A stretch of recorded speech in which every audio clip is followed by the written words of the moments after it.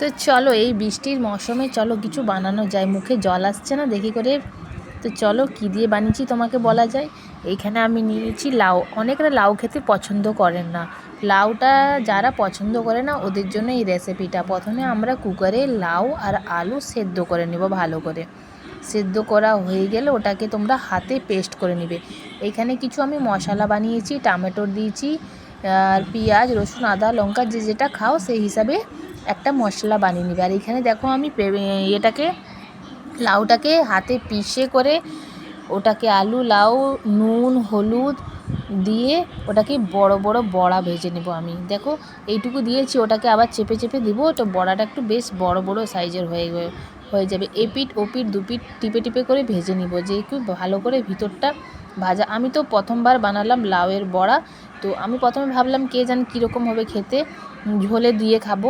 তো প্রথমে আমি একটা এমনি শুকনো বড়া খেয়ে নিলাম, কি দারুণ খেতে, কেউ বুঝতেই পারবে না যে এটা লাউয়ের বড়া। এত টেস্টি যে ঝোলেরও দেওয়ার দরকার নেই, মানে গ্রেভি করারও দরকার পড়ে না, এত টেস্টি হয়েছিল লাউয়ের বড়াগুলো। দেখো কিছুগুলো আমি কথা বলতে বলতে এখানে ভাজা হয়ে গেছে আমার, আর কিছুগুলো বসিয়েছি ভাজতে। একদম কড়া করে মচমচে করে ভেজে নিব। আর যদি একটু মচমচে চাও তাহলে তোমরা এখানে একটু কর্নফ্লাওয়ার দিয়ে দিতে পারো, তাহলে বেসনের সাথে কর্নফ্লাওয়ার দিলে একটু মচমচে হয়। আর এখানে দেখো আমি মশলা পেস্ট করে রেখেছি। এখানে তোমাকে বললাম তোমরা যে যে মশলা খাও সেই সেই মশলা দিয়ে এখানে একটা পেস্ট বানিয়ে নিবে। তো চলো ফড়ঙে কী কী দিই। ফড়ঙে দিলাম আমি তেজপাতা, আর তারপরে দিব আমি পাঁচফোড়ন আর লঙ্কা একটু দিব। যে যে লঙ্কা খেতে পছন্দ করো তো লঙ্কা দিও, না তো স্কিপ করে নাও। তারপরে এখানে আমি মশলাটা দিয়ে দিলাম।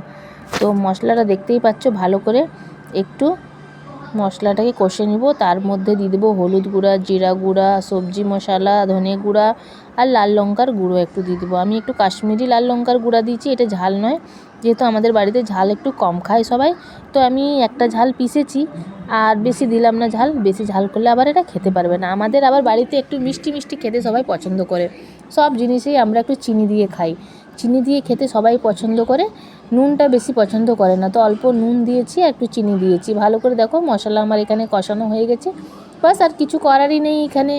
এই বড়াগুলো দেখো কি টেস্টি হয়েছে। তোমরা এটা শুকনো, আমি কিছুগুলো রেখে দিলাম, শুকনো বড়া খাবো, অনেক টেস্ট হয়েছে তাই জন্য। আর আমার ছেলে তো মেগে মেগে খাচ্ছে, একটু করে আমি মুখে দিলাম, কি টেস্ট ছিল বড়াটার। তারপরে এখানে দেখো আমার ভালো করে মশলাটা কষানো হয়ে গেছে।